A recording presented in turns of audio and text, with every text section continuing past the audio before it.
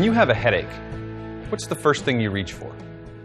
Well, for most of us, the answer would be a bottle of pills like aspirin or ibuprofen. The instructions on the back are usually pretty clear. Take 2 tablets every 4 to 6 hours, something like that. We often pop these little pills without much of a thought as to how they provide relief from common ailments like pain, fever, and inflammation. Now, the strategy of curing medical ailments with substances foreign to our bodies, not a new idea. History is rife with examples of healers encouraging their patients to consume different materials to cure their ills. Ancient Greeks used to chew on the bark of willow trees to alleviate pain. Ancient Chinese healers used a synthetic precursor to gunpowder as a heart medication. And ancient Egyptian records show that society's healers prescribed mint to treat gastrointestinal symptoms. Now, these cures, though they may seem archaic, are actually chemically not that different than modern medicines. The examples I mentioned before involve the use of relatively simple molecules created by plants and animals for a different purpose, but then collected and used on humans instead. The molecular mechanisms by which these folk remedies work are actually based on the same chemistry as many modern pharmaceuticals. The real distinction is that modern pharmacology involves the study of not only the concentrated extracts of these older products, but on new, chemically modified, hyper-effective versions created by chemists. So the first step on our road to understanding medicinal chemistry is to study that which is common to most remedies, how they work at the chemical level, using a strategy commonly called a lock and key mechanism. Last time we discussed biopolymers, including proteins. And we saw how these large biopolymers can dictate the speed of simpler reactions and chemical processes that take place inside of living systems. It's precisely because of the ability of these biopolymers to guide very specific chemistry in living systems that humans have endeavored to find ways to manipulate them. And of course, the first step in being able to manipulate any system at all is to understand how that system works. Our understanding of exactly how enzymes function finds its beginnings just over a century ago, when Emil Fischer proposed that enzymes and the molecules that they help to modify might work by what he called his lock and key mechanism. In this theory, a small molecule to be modified, called a substrate, must dock with an enzyme at a very specific location on that enzyme, known as its active site. Now, this will induce the reaction. The fold of a protein presents a surface of various polar bonds and functional groups in a very specific arrangement, and that one very specific location, all the atoms will be arranged to perfectly interact with the substrate molecule. This very specific set of interactions ensures that only the proper substrate will dock with the active site, giving enzymes their amazing ability to carry out specific reactions very rapidly. Now, once a substrate's been modified, it no longer fits perfectly into the active site and is released from the enzyme, which is now ready for another round. The lock and key model has proven to be remarkably versatile, describing the action of a number of enzymes in processes as varied and important as pain transmission, oxygen transport, removal of toxins from the bloodstream, and many, many more. Now, let's take the example of cyclooxygenase enzymes, sometimes called COX for short. COX enzymes help to convert a fatty acid, called arachidonic acid, into a prostaglandin, a class of compounds that trigger inflammation in infected or injured tissues. In this case, arachidonic acid is the substrate and is bound to the COX enzyme active site where oxygen is added to the molecular structure. Once the new bond motif has been added, the product molecule is not held as tightly to the active site and is released. This makes the active site available for another molecule to dock. The arachidonic acid is on its way to becoming a prostaglandin, able to trigger inflammation in muscles and joints. In the case of injury, inflammation is essentially blood rushing into the area to help carry nutrients in and toxins out. It's beneficial to an extent, but what happens when the inflammation gets to be too much for your own good, decreasing joint mobility and maybe causing pain? Wouldn't it be great if there were a way to shut this process down and get some relief? Well, it turns out there is. Let's go back to our simple lock and key schematic. Remember that the substrate, or key, must fit into the active site, or lock, which can be thought of as a keyhole in the lock of the enzyme. Now, it has to be there in order for it to function. So if you wanted to stop someone from opening a lock to which they have the key, what might you do? How about trying to disable the lock by blocking the keyhole? Seems pretty simple, doesn't it? Well, it turns out that this is exactly what many small molecule drug compounds do. They imitate the substrate, docking with the enzyme's active site, but never reacting. This means that a small number of these molecules can shut down enzyme activity in just as selective a way as the enzymes themselves can carry out reactions.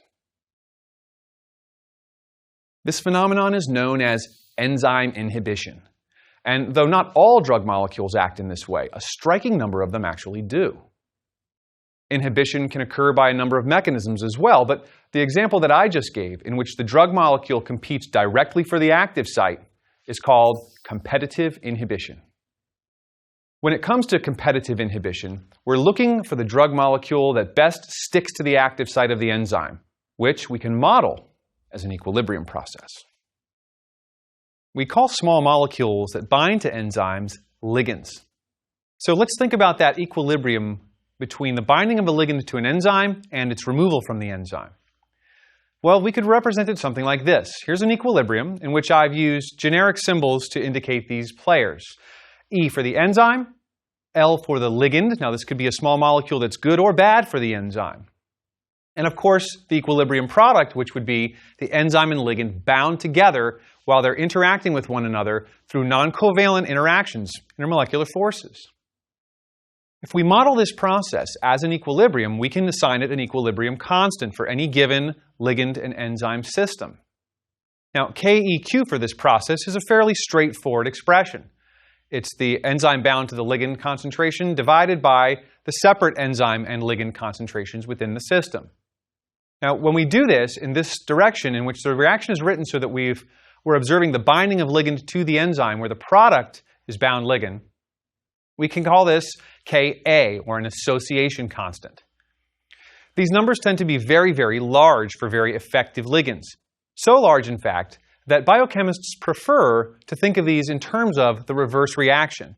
So I'm going to flip my equilibrium over now. Now, when I flip my equilibrium over, making the enzyme and ligand bound together as the starting material and the free ligand and enzyme as my products, I have to remember that since I've switched their identity in the above reaction, I've also got to switch their location in the equilibrium constant expression. And in order to convey that I've done this, I'm going to change my subscript here from A for association to Kd for dissociation constant. These are the types of numbers that we typically use to report on how well a ligand binds to a particular enzyme. Notice that in this case, I have concentration times concentration divided by concentration, which means that if I assign units to the values within this expression, I'll always get a number in terms of concentration. So, the smaller Kd is, the stronger my ligand binds. So a chemist who wants to survey how strongly a ligand binds to a particular enzyme needs a technique that will allow us to get this Kd equilibrium constant. And actually, it's fairly straightforward.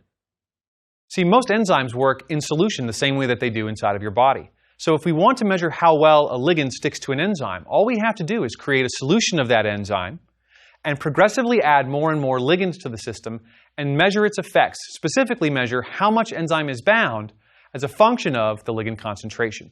And that's what I've got right here. I've got a chart where I have the fraction of bound enzyme on my y-axis and the ligand concentration on my x-axis. When we do this for simple processes like the one that we've got here, we get a curve. The curve looks like this. And the midpoint of that curve, where the fraction of bound ligand is exactly 1/2, is also equal to Kd. So by creating a solution of the enzyme we'd like to inhibit and then progressively adding more and more of our new drug candidate, we can determine exactly what Kd is for that candidate. And then we simply take all the potential ligands that we'd like to consider as medicines and line them up in order of how tightly they bind to the enzyme. This is a really great way of surveying for new potential drugs, because the smaller KD is, the greater the potential therapeutic use of a particular compound would be. So researchers prospecting for a new pharmaceutical product that works by this mechanism can simplify their search for molecules that have very low KD values with specific enzymes associated with the processes that they're trying to shut down. For the rest of this lecture, we're going to investigate a few familiar pharmaceutical products and how they carry out their beneficial actions at the molecular level. So when you overdo it at the gym, or that rainy weather is coming and your trick knee flares up, today you can simply pop an ibuprofen pill for some relief. The reason that this works is that ibuprofen is one of a class of compounds known as NSAIDs, or non-steroidal anti-inflammatory drugs. If we look again at the COX enzyme, but this time in the presence of ibuprofen, what do we see? Ibuprofen has made its way into the active site that was meant for arachidonic acid. It's acting like a monkey wrench, clogging up the active site of the enzyme and rendering it less effective through competitive inhibition. As hard as it might be to believe from those images, ibuprofen is able to worm its way into the active site and occupy that active site so arachidonic acid cannot. This is a great example of competitive inhibition because the drug molecule is competing for the active site on the enzyme that it deactivates. Amazing as it is that ibuprofen can get in there, what you might find even harder to believe is that ibuprofen can actually get out again. That's right, the association of ibuprofen with COX is an equilibrium process, and chemists can model this process using the simple rules of equilibrium that we discussed previously. So, chemists can many times screen test candidates for new drugs by measuring just this sort of equilibrium in the laboratory, long before a potential drug is ever tested in a living soul. Bacteria are about as unlike humans as life gets. They are single cells without nuclei, and we're composed of many complex cells with nuclei and organelles. Bacteria are often harmless to us, and sometimes even beneficial, like the bacteria at work in your digestive tract right now, helping you to break down complex nutrients that your body needs to maintain health. But sometimes bacteria can take a sinister turn, invading our bodies, stealing nutrients that we need, upsetting our biochemical balance, or even consuming our own flesh. Now, bacterial infections have been a fact of life for as long as complex organisms have existed.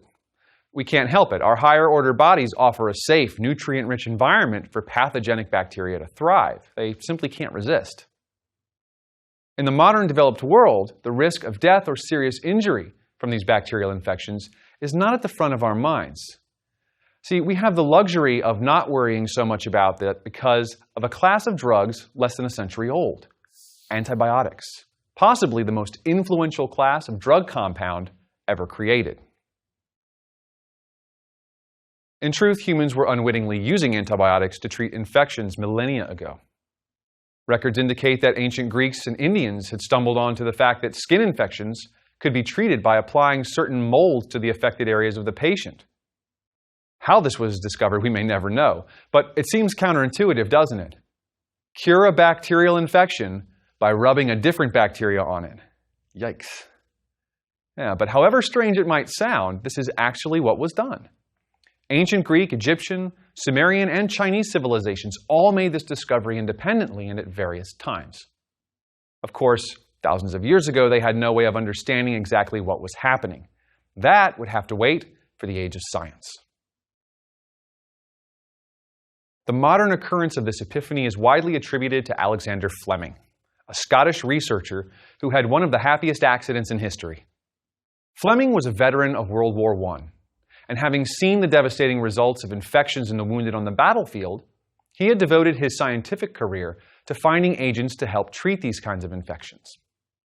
As the story goes, Fleming was a bit of a slob. He had deposited a number of old petri dishes containing Staphylococcus bacteria, the bacteria responsible for staph infections, in the sink of his St. Mary's College laboratory in 1928. After some time, as he went about cleaning them up, he noticed that one dish in particular didn't look like the others.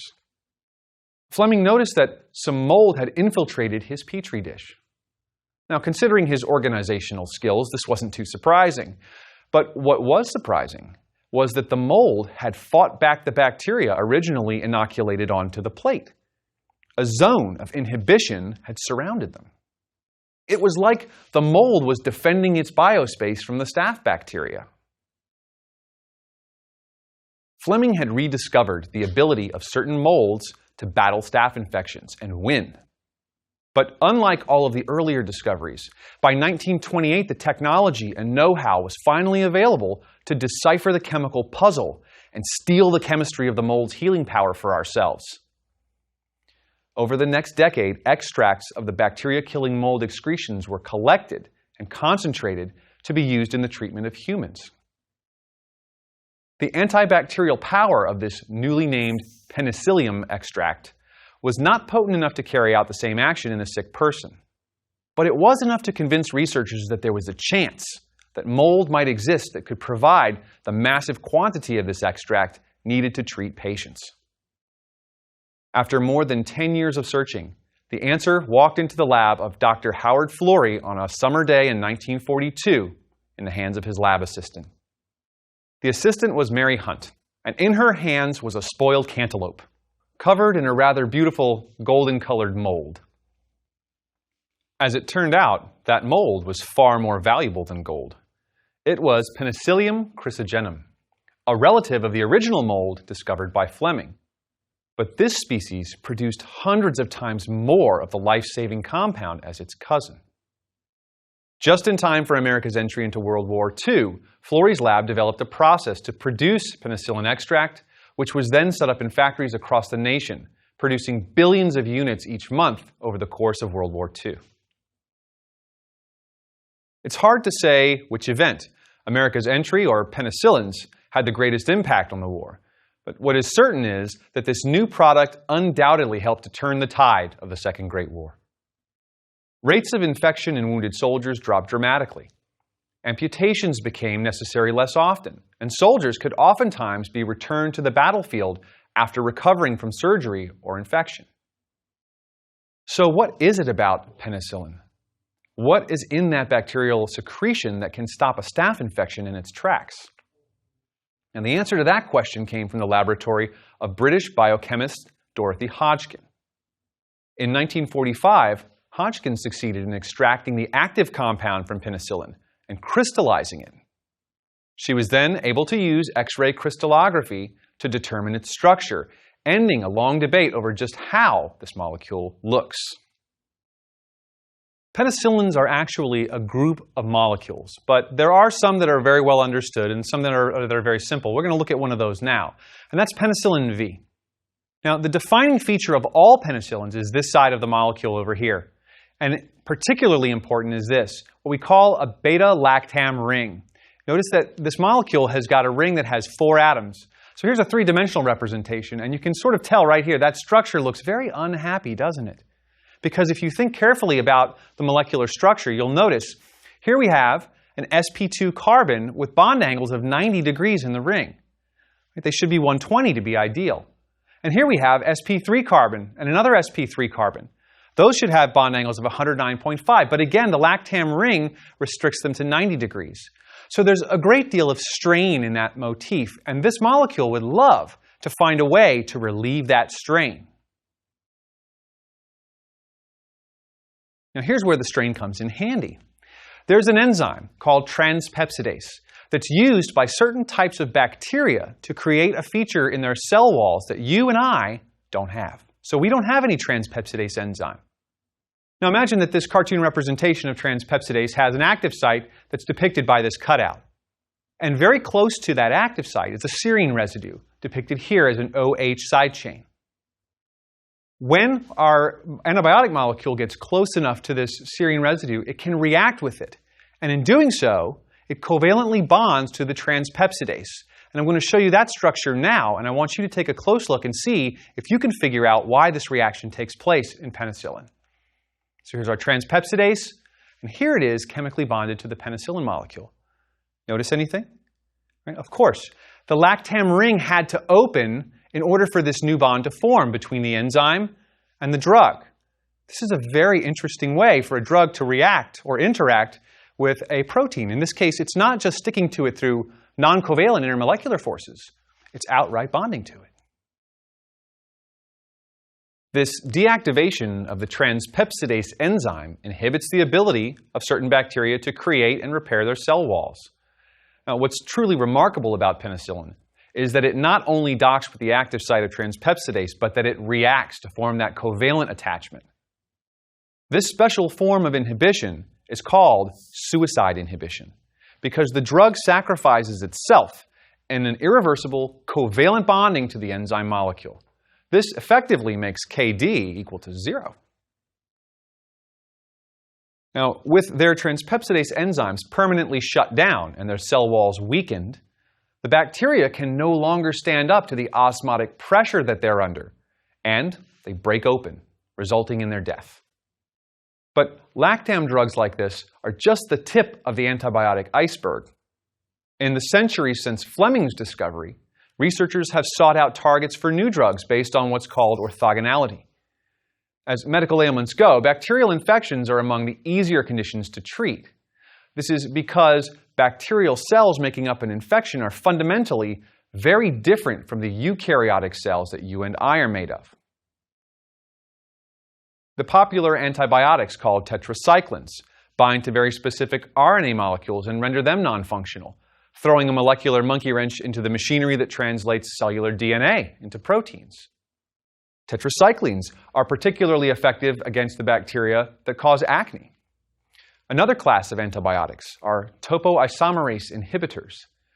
These include compounds like the now famous ciprofloxacin, or Cipro. Now, that antibiotic is used to treat anthrax infections. It binds to enzymes that help manage the way DNA coils up in bacterial cells. So we just covered a few of the many classes of antibiotics discovered and created by chemists. We thought about how the significant and fundamental differences in bacterial cells make them easier to target with chemical therapies. But what happens when the infection's not bacterial, not even viral? What happens when the offending cells are our very own? When cancer strikes, your very own cells go haywire, growing and dividing rapidly, and sometimes even spreading throughout the body. Where is the biochemical difference, and how do we exploit it if it exists? This is a question that haunts oncologists, those doctors who treat cancer. It's a much trickier chemical task to tackle, but it's not an impossible one. Let's start by considering this question. What makes a cancer cell a cancer cell? The simplest answer is uncontrollable growth and division. Cancer cells are runaway cells that can no longer moderate their own growth. Most of us know this. But did you know that your cells mutate constantly? In your own body, about 100 billion cells will divide in the time it takes you to watch this lecture. Now, your body's remarkably good at reliably copying the DNA needed for one cell to become two, each with a perfect copy of the genome of the parent cell. But over 2 trillion perfect copies in a day is too much even for the miracle of nature that is your body. Sometimes the new cells are failures. The good news is that these failed copies have a failsafe, a type of programmed cell death called apoptosis. Apoptosis plays several roles in cell division and growth, but it's this idea that it acts as a failsafe in damaged cells, causing them to destroy themselves rather than make new copies of the damaged cells. That's probably the only reason that any of us have lived as long as we have. But what happens when a mutation or cellular damage actually damages the genes needed for apoptosis to take place? Now you have a problem. You have wildly developing cells that have no way of sacrificing themselves. Now you have cancer. So one method that researchers try to treat tumors is with drugs designed not to shut down the process, but instead to reactivate the apoptosis pathway in a form of chemically assisted cellular suicide. Of course, not all drugs are necessarily beneficial. In some cases, the therapeutic value of a drug can be undermined by the tendency of those taking it to overdose themselves in search of a stronger effect. From anabolic steroids to intoxicants, overuse of many classes of drugs can become a problem of such great proportions that it can threaten not only the health of a single person, but entire communities. So, what is it about certain drugs that makes them so very dangerous to those who would abuse them? The answer lies in the body's response to the invasion of all drugs, not just drugs of abuse. Remember that your body recognizes any foreign molecule as such, and often it goes straight to work removing that foreign material. The first order of business is breaking that material down in preparation for eliminating it from the body. By now, it probably wouldn't surprise you to hear that the tool your body uses to accomplish this task is enzymes. But think about this. As your body begins producing the enzymes that break down and remove the drugs in your system, a dose of those drugs stays in your system for a shorter and shorter period of time. This means that a drug user might increase their dosage to achieve the same effect as previously. In response to this, your body fights back with even more enzymes, creating a vicious chemical cycle of increased tolerance leading to increased dosages, which leads to even more increased tolerance, and so on. Ultimately, this is an unsustainable pattern, which leads to one of several chemical catastrophes in the body of the addict. In the first scenario, the increased tolerance causes them to overdose in search of the original effects of that drug that were delivered when they did not have those tolerance-granting enzymes. In a second scenario, the user quits the drug or the drug becomes unavailable, and the powerful enzymes that were being used to dispose of that drug, having no drug to act on, turn and act on other biological pathways, causing discomfort and pain in a process commonly known as drug withdrawal. From simple over-the-counter anti-inflammatories to anti-cancer drugs and drugs of abuse, it's remarkable how many small molecules have the capacity to fine-tune or disrupt our most basic biological chemistry. And many times it all comes down to a battle for active sites on the enzymatic catalysts that maintain the complex dance of our biochemistry. So let's sum up our discussion. Today we explored drug chemistry. We started by looking at how many enzymes work, catalyzing reactions by what's known as the lock and key model. Then we discussed how sometimes molecules that are not the intended key, as it were, can occupy an active site in a process known as competitive inhibition. We discussed how this is usually an equilibrium process, modeled as a dissociation reaction to give us the dissociation constant Kd, an equilibrium constant that allows us to compare the relative inhibiting power of drug candidates in the search for better medicines. We used the popular anti-inflammatory ibuprofen as an example, and we saw how this small organic molecule worms its way into the active site of the COX enzyme responsible for producing prostaglandins that trigger inflammation. This slows or stops the COX enzyme's normal activity via competitive inhibition. Then we turned our attention to antibiotics, and we saw how Alexander Fleming's discovery of a zone of inhibition around some mold in his petri dishes led to the development of penicillin, a small molecule which actually reacts with the enzyme transpeptidase at its active site in a process called suicide inhibition. Next, we thought about some anti-cancer drugs and how challenging it is to come up with a chemical strategy to kill our own out-of-control cancer cells without hurting the healthy cells that make up the rest of the patient. We discussed the process of apoptosis and how medical and pharmaceutical researchers are currently trying to develop chemical therapies that don't shut down, but rather restore a vital process by impersonating a substrate molecule, thus initiating apoptosis in cancer cells.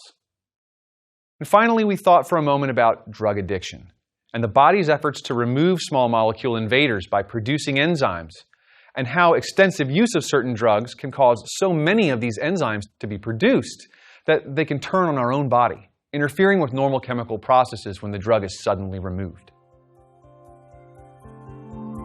The science of drug chemistry is deep and complex, with many, many more factors to consider. But for now, our short tour of medicinal chemistry is over. It's time to move on and apply our knowledge of the basics of chemistry to the darker side of the chemistry of the human body: poisons, toxins and venoms are on the menu for next time.